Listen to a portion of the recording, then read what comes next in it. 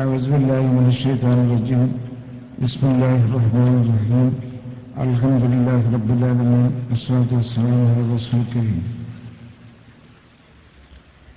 ഈ വേദിയിൽ സന്നിധരായിരിക്കുന്ന സമസ്ത കേരള ജമിയത്തുൽ ഉലമയുടെയും പോഷക സംഘടനകളെയും സമാദരണീയരായ നേതാക്കളെ, ഈ സമ്മേളനത്തിൽ സംബന്ധിച്ചിട്ടുള്ള സഹൃദയരായ സഹോദരങ്ങളെ, സുഹൃത്തുക്കളെ,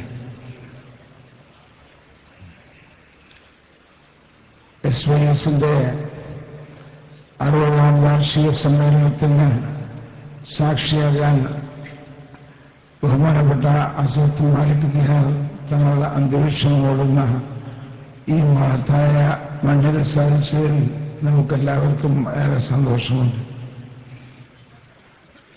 ആ സന്തോഷം എന്നും അല്ലാഹു നിലനിർത്തി തരുമാകട്ടെ.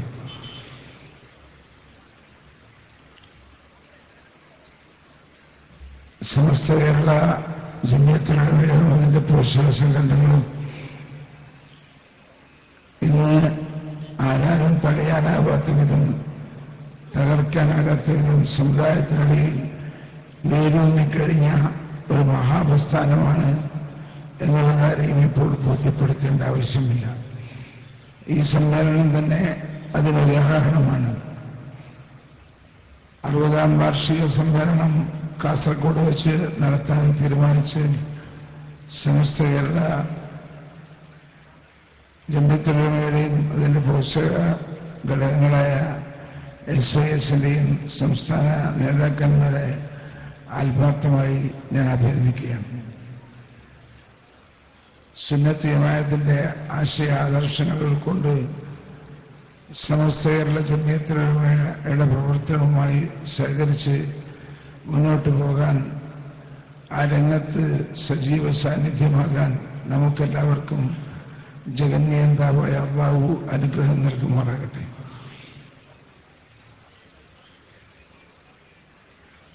മൂന്ന് ദിവസം നീണ്ടു നിൽക്കുന്ന ഈ മഹാസമ്മേളനം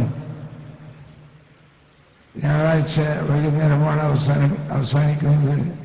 കേരളക്കരയിലെ 10,000-കണക്കിൽ ആളുകളുടെ സാന്നിധ്യം കൊണ്ട് ധന്യമാകാൻ പോകുന്ന വാദി തൈബയിൽ സമ്മേളന വിജയത്തിന് ആവശ്യമായ എല്ലാ പ്രവർത്തനങ്ങൾക്കും എല്ലാവരും ആത്മാർത്ഥമായി സഹകരിക്കണം എന്ന് വിനയപൂർവ്വം അഭ്യർത്ഥിക്കുകയാണ്. ഇന്ന് നവോത്ഥാനത്തിന്റെ പേരിൽ ചില ഇറങ്ങി പുറപ്പെട്ടിരിക്കുന്ന ആളുകളൊക്കെ അവർ ഈ സമുദായത്തിൽ നവോത്ഥാനം ഉണ്ടാക്കുകയല്ല, ശിഥിലമുണ്ടാക്കുകയാണ് ചെയ്യുന്നത് എന്നെല്ലാവർക്കും ഓർമ്മയുണ്ട്. ആ ശിഥിലമാക്കാനുള്ള ശ്രമം ഒരിക്കലും തന്നെ ഈ സമുദായത്തിനിടയിൽ വിലപ്പോകില്ല എന്നുള്ളത് വ്യക്തമായി പറയാൻ ഞാൻ ആഗ്രഹിക്കുന്നു. അത്തരക്കാരുടെ പ്രവർത്തനങ്ങൾ കുടുങ്ങിപ്പോകാതിരിക്കാൻ എല്ലാ സഹൃദയരായ സഹോദരങ്ങളോടും വളരെ വിനയപൂർവ്വം അഭ്യർത്ഥിക്കുകയാണ്. ഞാൻ ദീർഘമായി സംസാരിക്കുന്നില്ല.